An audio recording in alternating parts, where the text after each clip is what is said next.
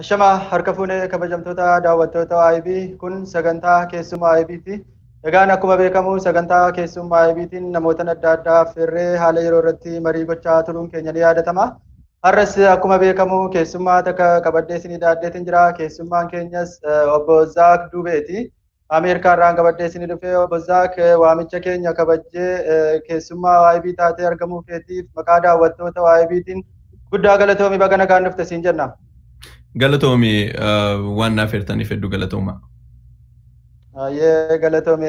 Egaan daawwattoota keenya har'a sagantaa keenya kana keessatti ajandaalee sadii irratti marii goonaa. Inni tokkoffaan raawwachuu aangoo mootummaa fulbaana 25 raawwachuu aangoo mootummaa Itoophiyaa ilaalla. Lammaffaa irratti immoo kan waa'ee dhaabbachuu mootummaa ce'umsaa waan jedhu irratti marii goonaa. Sadaffaa irratti waamicha qeerroodhaan waamame, waamicha qeerroo marsaa shanaffaadhaan waamame irratti waan takka takka irraa dubbachuuf deemna. Egaan daawwattoota keenya gamanumaan akka turtii nu waliin gootan isinii affeerra. Egaan marii kanas kan isinii wajjin mariisaa turtii godhu Arrees Maammadii. Zaak gamanumaan gara ajandaa keenyaatti ceenaa yeroo keenya fayyadamuudhaaf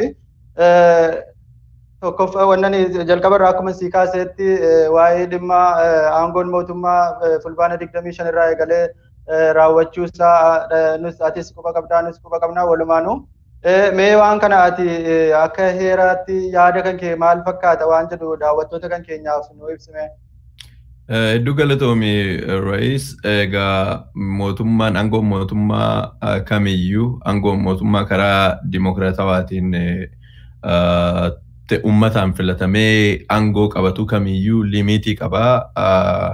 Yeroo itti filatamanii aangoo irra baantu jira, yeroo aangoon isaa dhumatee immoo aangoo gadhiisee deemutu jira. Kanan ta'u taanaan sirnichi yookaan immoo mootummichi mootummaa dimokiraatawaadha jechuun dandeenyu. Actually filatamee aangoo irra ba'uun illee dimokiraatawaa mootummaa tokkoon taasisu.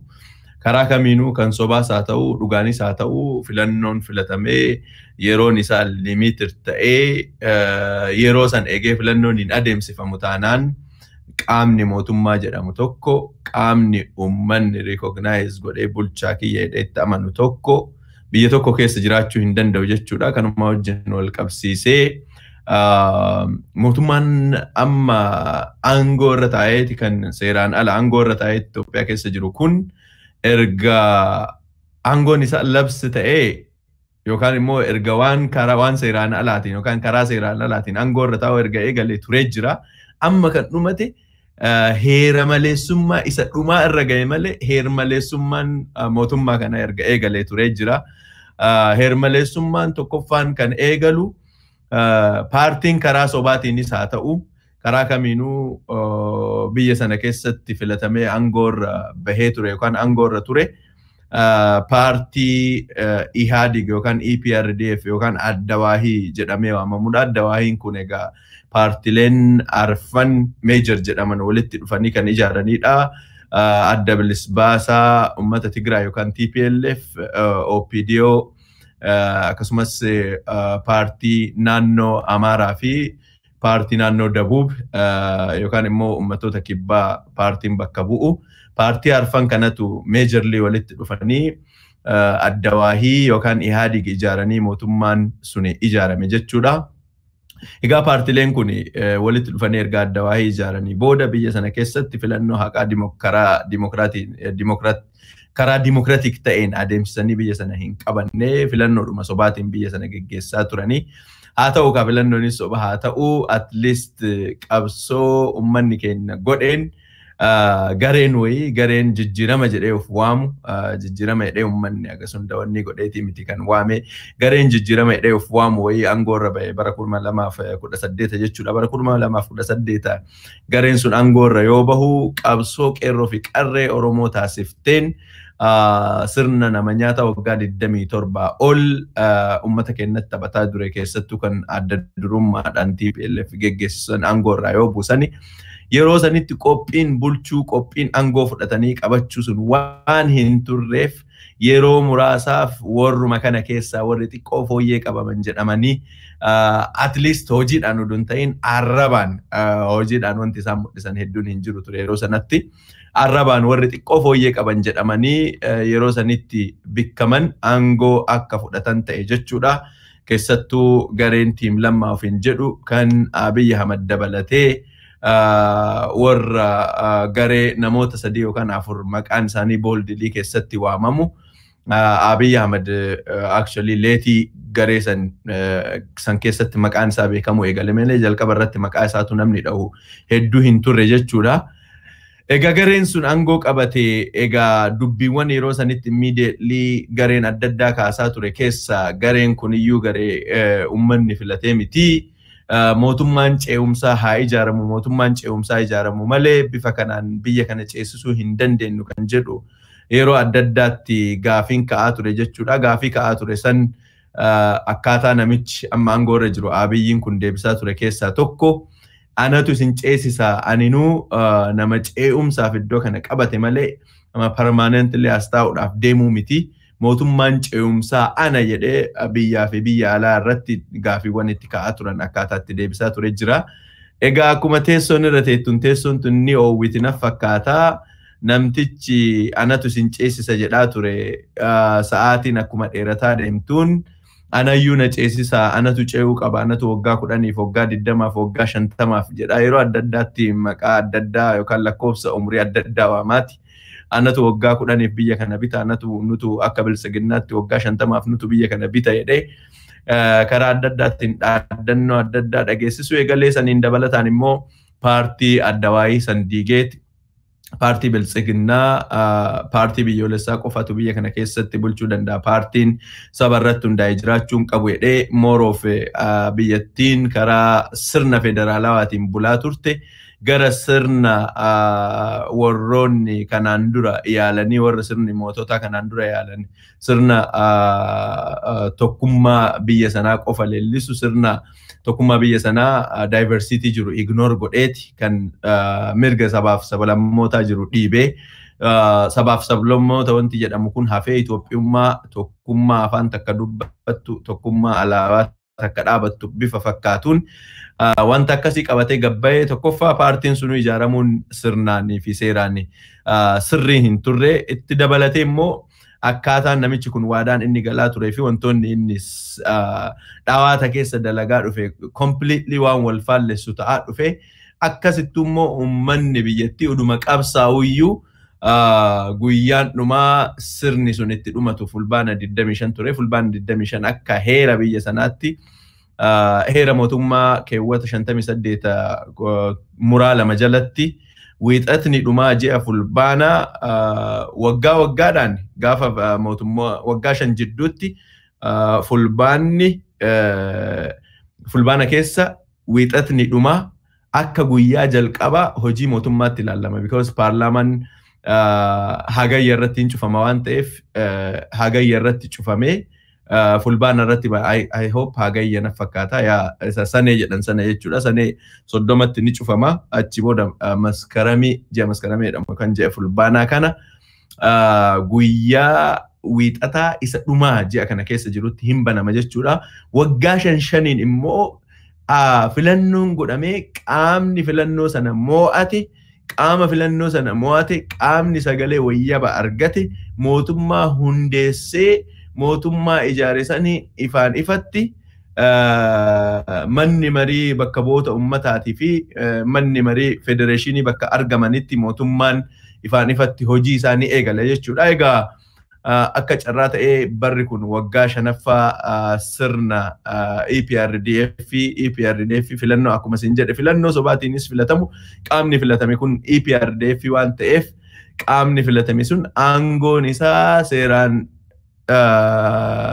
labsamee yookaan seeraan filannoo ittiin filatamee dhufe jedhee himatu sun wiixata 25 fulbaana 25 bara 2013 yookaan Oktoobar 5 2020 officially labsi ta'eera yookaan immoo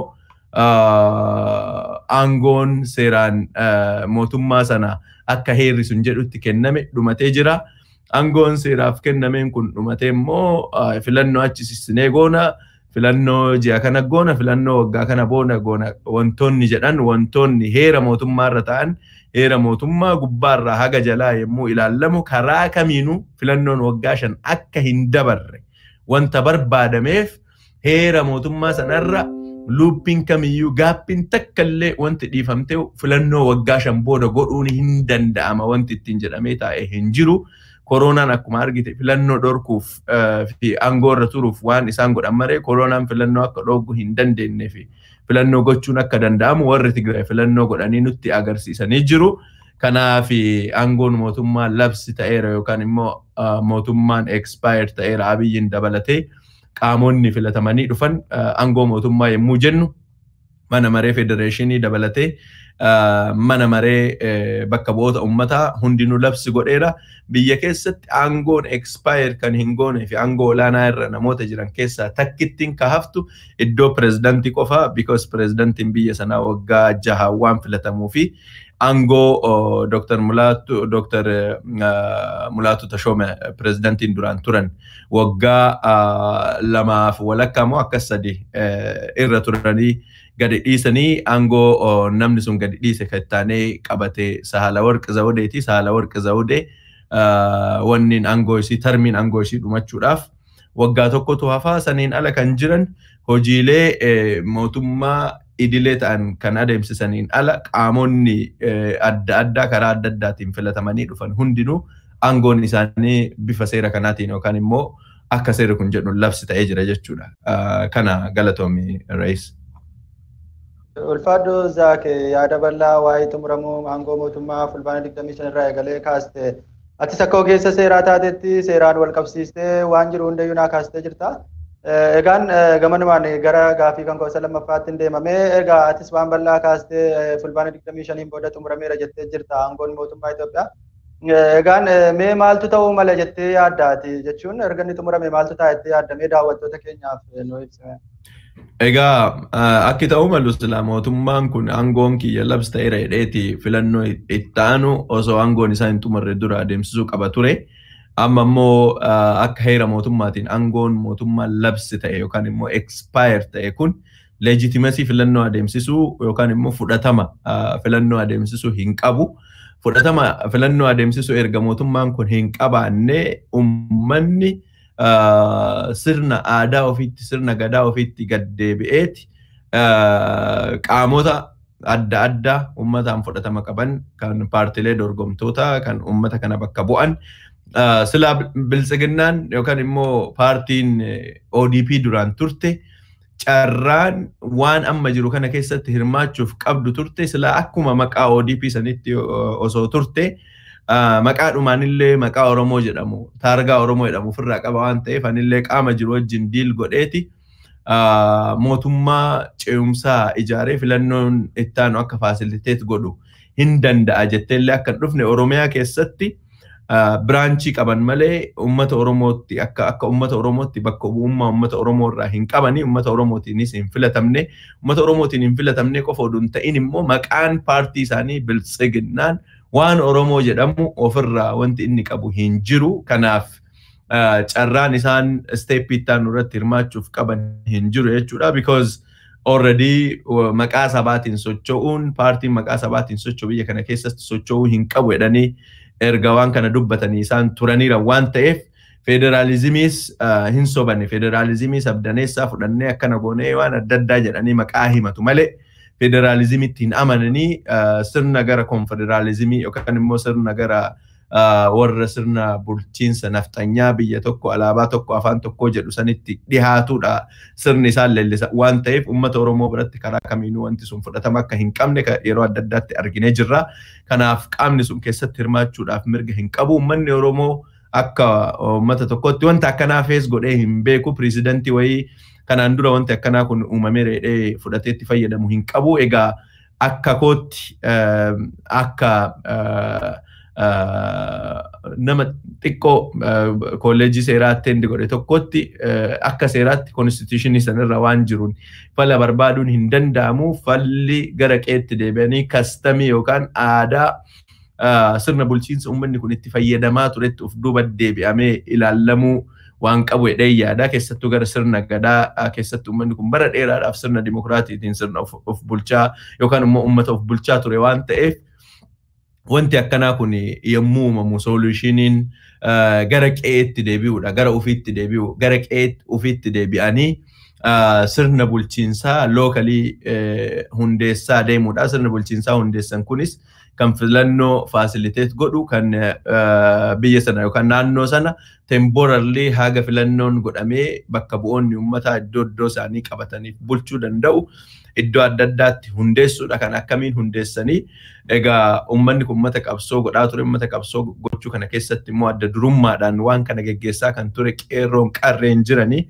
Qeerroon qarreen adda durummaadhaan waan kana geggeessaa turan akka ganda ofiitti, akka aanaa ofiitti, akka godina ofiitti hundaa'anii akkuma qindaa'insa isaaniitiin waan jiru kana fasiliteet gochuu irratti wanni gochuu qabu. Jalqaba wanti isaan gochuu qaban qaama seeraan ala filatamee ani biltsiginnaadha badhaadhina maqaa adda addaa ofitti baasee bakka adda addaatti socho'u garee maafiyaasan ofirraa kaasuu danda'u qabu. Erga ofirraa kaasanii immoo ofirraa attamiin kaasanii qaamni ammaan tanatti raayisis zaakis Oromiyaa keessatti jiraannaan qaamni filatamee an waan kana gochuu hin danda'a, waan kanarra seerri na deeggara, waan kanarratti deeggarsa seeraa qaba jechuu qaamni danda'u bakka hin jirretti lookalii namoota fudhatama qaban jaarsota biyyaa wajjin ta'anii abbootii amantii dhugaadhaaf socho'an, abbootii gadaa dhugaadhaaf socho'an kan mootummaa jala hin ergamne, kan mootummaa jala deemaniiti mallaqa argamuun dhugaa uummataa hin dhoksine wajji ta'anii local governmentii hundeessaa deemuu danda'u qabu. Local governmentoonni kunniin immoo garee filannoo yookaan immoo qaama filannoo kana fasiliteet godhee uummata kana ceesisuu danda'u hundeessuu irratti adda durummaadhaan socho'uu qabu jedhee yaada. Akka nama tokkotti egaa bifa kanaan malee wanti biraa yookaan immoo qaamni biraa waan kana gochuu danda'u seeraan mirgi kun kennameeraaf jedhee yaadu hin jiru. Saniin dabalataan qaamoleen adda addaa waan kana fasiliteet godhanii gargaaruu danda'an waldaalee siivikii, waldaalee dubartoota, waldaalee dargaggoota kan siyaasarraa bilisa ta'anii interestii uummataa qofa gaggeessuudhaaf ijaaraman lookalii kan jiran kan siyaasa jara kanaa wajjin yookaan siyaasa biltsiginnaa wajjin wal tuttuqqii hin qabne waan kana keessatti hirmaachuu danda'uu qabu. Waldaaleen barsiisota waldaaleen gama adda addaatiin ijaaramanii jiran waan kana lookalii diskas godhanii Oromoon sirna gadaa qaba. An ummatoota biroo waan akkanaa kana yookaan aadaa akkanaa kana aadeeffatanii hin qabnetu baay'ee rakkisa malee Oromoon kana duras mootummaa sodaatee mootummaadhaaf bitamee barri inni itti beeku hin jire jedhee yaadu. Lookalii wal dhagahaatuma waliin dubbataatuma wal bulchaa ture baroota dheeraadhaaf aadaa sana deeffachuudha Oromoon ammaan tanatti kan qabu. Aadaa sanaan sirna gadaa bara meeqa leellisaa turre san dhugummaa karaa dimokiraasii sirna gadaa ittiin leellisaa turre san practically yeroon test itti goonu yeroo ammaa kana. Kanaaf lookalii qaamonni hundinuu akkuma jiraniin wal dhagahanii qaamonni amma maqaasii dhahe kun walitti dhufaniiti haga filannoon dhufuuf temporarily biyyas bulchaa filannoo saala fasiliteetti godhamu mijeessu kan qaban qaamota kanneen jedhee amanaa Rais. Tole ulfaadhoo Zaak yaada bal'aa kaasteenaa kan itti jirta. Egaan gara gamanumaan xumurra gara waa'ee dhimma xumuramuu mootummaa Itoophiyaa fulbaana 25 irraa eegalee waan kanarraa waan bal'aa kaastee yaada jirus yaada keetis akka ogeessa seeraa taates waa'ee seeraatiin wal qabsiistee waan bal'aa naa kaastee jirta. Egaan gara ajandaa keenya marii isa lammaffaatti dabarfannaa. Ajandaan keenya marii inni lammaffaanis namootan waa'ee mootummaa ce'umsaa irratti kan xiyyeeffatudha. Egaan akkuma argaa jirtu Deengaddasee Dr. Saggaa Araarsaa fuula Feesbuukaa isaa irratti waan baay'ee barreessee jira waa'ee waamicha mootummaan ce'umsaa dhaabbachuu qaba jedhee waan baay'ee jedhaa ture barreessee jira jechuudha. Atis ilaaluu hin qabdu. Kabiraas immoo arras hayyu duree abaaboo kan ta'anis Jaaldaawwan Ibsaas waan kanarratti ibsa kennanii jiranii. Mee ati akka keetti jechuudha mootummaan ce'umsaa eenyuu fi akkamitti ijaaramuu qaba jettee yaadda jechuudha. Mee daawwattoota keenyaa waan kanarratti naa ibsi. An reservationii mataa kiyyaa qaba waa'ee mootummaa ce'umsaa kana wajjin wal qabatee reservationii ani qabu. Qaamni mootummaa ce'umsaatiif waliin dubbattu kun qaama amma aangoo irra jiru taanaan qaamni kun aangoon isaa already labsi godhee aangoo isaa xumureera waan ta'eef qaama kana wajjin dubbattee mootummaa ce'umsaa ijaaruun baay'ee feasibilitiin isaas natti mul'atu, leegalitiin isaas natti mul'atu. Akka kootti akka nama dhuunfaa tokkootti akka an ofii ilaalutti mootummaa ce'umsaa caalaa wanti ammaan tanatti godhamuu qabu local government wan Oromoon karaa adda addaatiin sirna gadaa sirna aadaa ofii fayyadamee waan sana gochuu irratti xiyyeeffachuu qaba jedheeti akka nama tokkotti kan yaadu visibility fi akkaataa legality jiruun yommuu ilaalu osoo danda'ameeti mootummaan ce'umsaa ijaaramee waan jiru kana handil gochuudhaaf wanni ta'e tokkoffaa mootummaan kun labsiin kun labsiin ta'in yookaan immoo oduu seerri aangoo isaa yookaan immoo barri aangoo isaa osoo hin xumuramin dura waan kanaaf kadhatamaa ture waan kanaaf eeyyamamoodhaa miti ammallee waamicha akka waamichaatti dhiyeessuun isaanii gaariidha dhaabbileen adda addaa waan kana gochuun isaanii gaariidha mootummaan ce'umsaa yoo hin ijaarama ta'e an akka kootti jara amma jiran kana ignore godhanii warroonni Oromos gareen warra paartileen gara Amaaraatti socho'an paartileen naannoo isaaniitti socho'an haala jiru laalaniiti ummata wajji akkaataa diskasitti gochuu danda'an haalli isaa baay'ee gaarii akka hin taane beekaa wantoonni adda addaa kana dadhabsiisuu danda'an beekaa qabsoo itti gochaati local government ofii haa ijaarratanii wanti an jedhaa ture sun local government san akka mootummaa ce'umsaatti ilaalaati yani dubbachaa kan ture jechuu qeerroon qarreen waldaaleen barsiisota waldaaleen dargaggoota waldaaleen dubartoota kan siyaasa amma jirurraa bilisa ta'an walitti dhufanii waan san haa ijaaranii kan jedhaa jiru akka qaama ce'umsaatti ilaalaa jira waan ce'umsa jedhamu kana waamicha warra amma garee aangoo irra jiruuf dhiyaataa jiru kana an mataa kootti reservationii mataa isaa danda'e qaba waan ta'eef waan san keessa baay'ee detailii deemee onni jechuun barbaadu. Tole ayyee ulfaadhoo egaan yaada bal'aa kaastee ati waamicha kana deeggaru akka nama dhuunfaa takkaatti waamicha kana deeggaru itti naa kaastee jirta. Egaan ati gara Oromoon sirnatti bulmaata durii qabaa gara abbaa gadaa gara sirna gadaatti deebi'ee of ilaaluu qaba waan jedhu kaaste walumaa galatti yeroon si hubadhu jechuudha. Mee kanuma wal qabsiisiiti mee uummanni keenya jechuun yeroo kana keessatti qophii akkamii gochuu qabu akkasumas immoo nagaa isaa akkamiin eeggachuu danda'a waan jedhuu fi akkasumas immoo akkamiin wal bulchuu qaba waan jedhu irratti mee yaada kan kee uummata keenyaaf nu ibsime daawwattoota keenyaaf.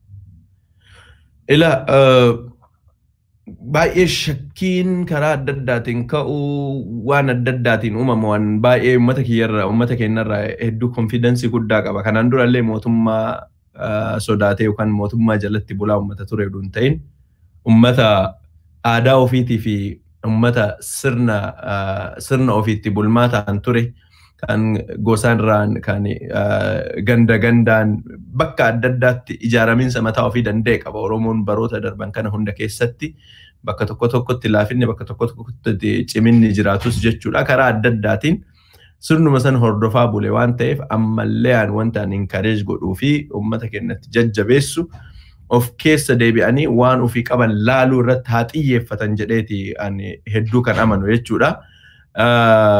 Akkuma sitti dubbadhe sirna gaarii qabna akka addunyaatti addunyaan hundi kan mirkaneessa sirna dimokiraatawaa ta'e sirna dimokiraasiin waggaa 150 yookaan 200 Ameerikaatti yookaan Awurooppaatti amma laalifamu kun odoon dhufe sanaan dura practice kan godhaa ture jaarraa 16ffaa 15ffaa keessa uummata dimokiraasii practice godhaa ture waan ta'eef aadaan sun xiqqoo bakka adda addaatti variationiin haa jiraatu malee aadaan sun ammallee hin jira jedhee warra amanan keessaa aadaa san deeffachuu irratti hundaa'uu qabna.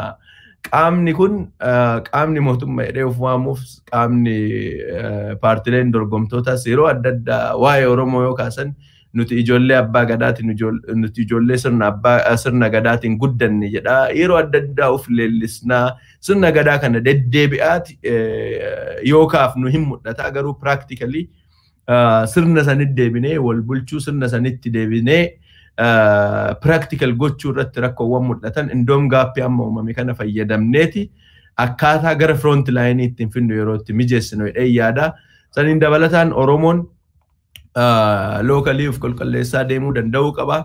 Sirnatti ammaan tan 4 kiiloo irra jiraatteeti karaa seeraan alaatiin isin bulcheettee rakkisaattu kana jigsuunis ofirraa balleessuunis kan danda'amu. Ufiifuu jigdeetti ufiifuu locally gadi hin buutu bakka muummichi ministeeraa jedhee namichi uf waamu kun Finfinnee kutaa takkitti iyyuu namicha bulchuu hin dandeenye fi namicha hangas illee quba uummata biyyattii wajjin quba waliin qabne akkuma argite mootummaan Tigraay mootummaa almost biyya ofii hundeeffachuudhaaf yeroo itti deemaa irra jira. Oromoonis waan akkasitti encourage of godhuu qabaadha. Yeroo hunda qaama mootummaa irraa qofa yookaan warri mootummaa qofa dimokiraasii naa kenna haqa naa kenna jedhanii eeguu irraa dhaabanii lookalii of qindeessaa of hundeessanii karaa hundaanuu ofirraa waan faccifamuu qabus ofirraa faccisaa.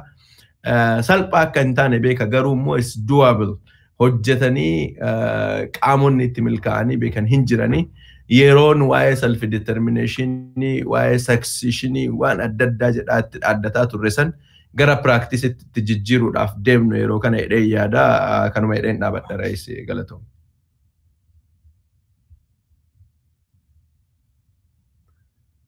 Na dhagaa jirta? Sidagaatiin jira ulfaadhuu galatoomi. Gaan yaada bal'aa kaastee na ibsitee jirta. Mee yaadota asirratti kaaste kanarratti akka keetiitti jechuudha. Shoorri paartiilee mormitootaa fi hayyoota Oromoo maal ta'uu qaba jettee yaaddaate akka nama tokkotti jechuudha. Mee daawwattoota kana keenyaafis waan kanarratti nuuf ibsime. Salphiseetumaan si hima shoorriin dhaaba mormitootaa shoorri beektota Oromoo ta'uu kan qabu. Ummanni amma booda faasiliteet ta'ee dubbiin Itoophiyaa sun akka amma mul'ataa jirutti akka amma laallamaa jirutti dubbiin Itoophiyaa kun baay'ee waan rakkisaa baay'ee waan xaxamaa keessa deemaa jira. Waan xaxamaa sana keessa seenee Oromoon yeroo hunda dhiiga'uu fi bakka hin barbaannee fi bakka barbaachisaa hin taane jigsaa deemuu hin qabu. Ammaan tana waa'ee dhimma keenyaa fi keenya irratti xiyyeeffannee biyyi sun barbaaddu qilee haaseentuu barbaaddu akka feete haa taatu because biyya dhiiga ilmaan Oromoo bara dheeraadhaaf dhugaa hanga ammaatti turte biyya sana tursuudhaaf Oromoon lafee fi dhiiga hedduu itti jigse garuu faayidaa tokkollee irraan arganne dhiigatu itti jigaatuma itti fufe. Waan kana ammarraa paartileen siyaasaas beektonni Oromoos uummata keenya gara hiree ofii murteeffannaatti qajeelchuu irratti beekumsa qabaniin dandeettii qabaniin bira dhaabbachuu gargaaruu waan danda'ame hundaan fedhii uummataa kana guutuu keessatti wantoota godhamuu qaban tokko lama jedhanii identify godhaniiti akkaataa ittiin bira dhaabbatanii irratti mari'achuu danda'uu qaba jedhee yaada Raayis. Tole ulfaadhuu galatoomii yaada bal'aa kaastee jirta. Egaan daawwattoota keenya qophii keenya gara xumuruu deemaa jirra. Xumura irratti Zaak wannan si kaasuu barbaadu kaleessaa akkuma quba qabdu ibsa qeerroon baaste waamicha garaagaraa miidiyaa adda addaatiinis ibsa marsaa kanarraa baasanii jiranii waamicha adda addaa dhiyaachaa ture jechuudha. Mee waamicha marsaa kana maaltu adda godha waan jedhu fi kanarratti maaltu ta'uu qaba wanta adda marsaa waamicha qeerroo marsaa kanarratti wanti adda maaltu ta'uu qaba waan jedhu mee yaada kan keetis daawwattoota kan keenyaatti nu ibsime. Egaa waamicha kanaan dura turerraa waamicha ammaa kana kan adda godhu kanaan dura warra mootummaa aangoo irra jiru gaafii gaafachuu hidhamtoota siyaasaa keenya gannuu lakkisaa waan adda addaa jechuutu ture. Waamichi ammaa kun immoo qaamni namoota hidhee jiru kunis labsi ta'ee yookaan expire ta'ee jira. Amma booda qaamni gaafiin gaafatamu kamiinuu hin jiru. Gaafii amma booda deebiin gaafii ofii gaafattu fumaa deebisuudhaaf deemtaa qabsoodha. Wanti jiru hundi xiyyeeffannaan jiru hundi karaa tokkotti qindaa'ee akkaataa sirna nama nyaataa kana ofirraa faccisanii ofirraa buusuun danda'amu irratti wanti kana hunda dubbataa turre. Wanti lookalii ijaaramuu qabna. Lookalii qaamota biltsiginnaan ergitee ganda gandarra deemtu tanniin of keessaa qulqulleessinee ijaaraa deemuu qabna wanti jedhaa turreefis waraanni abbaa fedhe biyya sana jiraatu qawween abbaa fedhe biyya sana jiraatu lookalii gandoota kumaatamaaf lakkaa'amanii godinoota dhibba hedduun lakkaa'amanii godinoota I think godinoota 17-18 akkas qabna fakkaata aanaalee gara 300 wayitu jira Oromiyaa keessa. Kanniin hunda keessatti sochiin gara hundaanuu yoo ta'e ganda gandaan bakka hundattuuf qindeessanii of bulchina isiniin barbaannu jedhanii bulchaa gandaa ganda gandarraa ari'aati bifa akkasiitiin yoo itti deemani locally government yoo balleessaa deemte yookaan immoo locally party biyya bulcheetteeti kaadiree gandatti maallaqatti kennaa ergitu kan ofirraa balleessaa yoo deemte gandarraa yoo balleessite ka gandaa yoo ijaarratte gandaa fi aanaa jidduu wal qunnamtii yoo dhorkite aanaaf magaalaa jidduu wal qunnamtii yoo dhorkite magaalaa fi godina jidduu godinaa fi aanaa jidduu wal qunnamtiin yoo hafaa deeme bifa akkasiitiin mootummaan ijaaramaa kan deemu humni abbaa fedhee humna ummataa dhaabsisuu hin danda'u.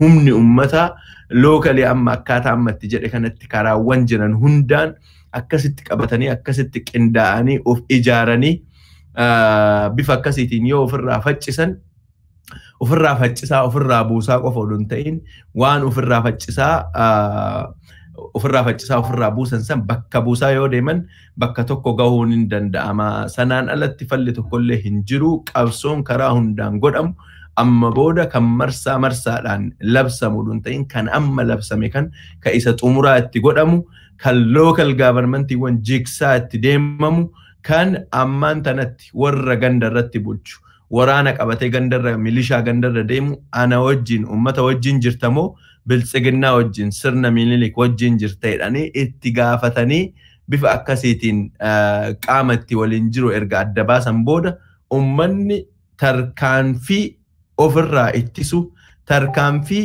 qaama kamiyyuu waraanaan qabatee dhufee ummataan lolu ofirraa dhorkuu qabanii humni ummataa humna waraanaati oli beeku. Humna miiliyoona ummata miiliyoona 40 haga 45 hanga 50 jedhamu kana qaamni kamiyyuu qaamni hidhate kamiyyuu dhorkuu hin danda'u.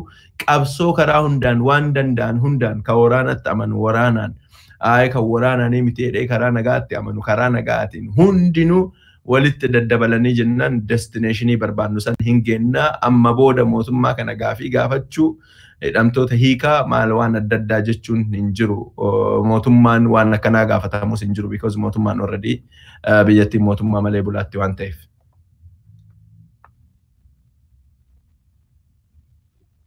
Tole ulfaadhoo galatoome. Egaan dhumarra keenya jirra. Amma gara dhumarratti dhaamsaa qeerroodhaaf qabdu akkasumas immoo ummata Oromootiif qabdu qabaattee dabarfadhu carraasii kennitiin jira. Hedduu galatoomii dhaamsi ummata Oromootiif dhaamsi qeerroo Oromootiif dhaamsi qarree Oromootiif qabu qabsootu waan hundayyuu fida. Qabsootu waan barbaannu hunda bakka barbaannu hunda ga'uu kan dandeenyu qabsoodhaa fi qabsoo qofaan. Qabsoon godhamu kun dirqama bakka hundatti namni hundi qawwee hidhatee qofa deemuu danda'u hin qabu. Kan qawwee qabu kan waan adda addaatiin loluu danda'u waan loluu dandeettu hundaan waan of harkaa qabdu hundaan kan diinagdee dhorkachuudhaan mootummaa kana laaffisuu danda'u diinagdee isaa irraa dhorkachuudhaan kan gabayaa bahuu dhabuudhaan mootummaa kana laaffisuu danda'u gabayaa bahuu dhabuudhaan kan immoo karaa waraanaatiin mootummaa kana wajji yookaan immoo garee ammaan tana aangoo irra teettee yeroon isaanii labsi ta'ee aangoo irra dirqamaan hin turre warri jettee warra mootummaa jettee waamtu kana wajjin karaa kamiinuu karaa ittiin jara kana aangoo seeraan ala irra ta'anii jiran kana irraa ittiin fonqolchuu danda'amu qaamni hundinuu itti yaadee faccisuu danda'uu qaba.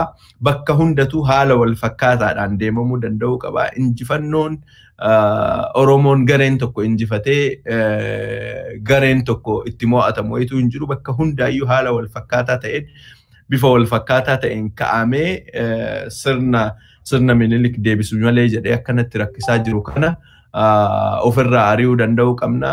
Kana hin goonu taanaan yeroo hundayyuu ilmaan keenya ajjeefamaa, obboleessi keenya ajjeefamaa, abbaan keenya ajjeefamaa. Bifa akkanaatiin itti fufuun waan danda'amu natti hin fakkaatu. Warri qaama waraanaa keessa jirtanis obboleessa obboleettii keessan irratti qawwee kaaftanii obboleessa obboleettii keessan abbaa keessan irratti qawwee kaaftanii boru uummanni waliin jiraattan uummata kanaa biltsiginnaan jaallattanis jibbitanis yeroo gabaabaa keessan ni darbite. Erga biltsiginnaan darbite booda sirna darbaa kana wajjin darbaan ta'ina uummata itti fufaa wajjin itti fufaa ta'a. Qawwee qabattaniin humna qabdan hundaan uummataa tumsaa sirnaaf hin tumsinaa. Heeraaf tumsaa seeraaf tumsaa malee sirna heeraaf heera biyyattii hunda cabsee aangoo irra ture jedhuuf hin ajajamina. Ajajama isin ajajamtan kanaan boru ilmaan keessan boru warri keessan warra ilmi ebalu nama ajjeesaa ture warra obboleessi ebalu nama ajjeesaa ture dhamanii akka itti himataman akka hin goone waan of harkaan qabdan hundaan ummata tumsaa ummata bira dhaabbadhaa jedheen ergaa kana dabarsee xumuruun barbaada. Tole, ulfaadhoo guddaa galatoomii Zaak yeroo kee aarsaa gootee marii bal'aa nu wajjin gochuu keetiif maqaa daawwattoota OIBtiin guddaa galatoomii siin jennaa. Hedduu galatoomeetis waan naaf feerteef galatoomaa. Tole, egaa daawwattoota keenya sagantaa keessummaa OIB keenya har'aaf qabannee dhiyaanne asirratti golabnee jirra. Hanga sagantaa itti aanutti nagaan nuuf turaa isiniin jenna.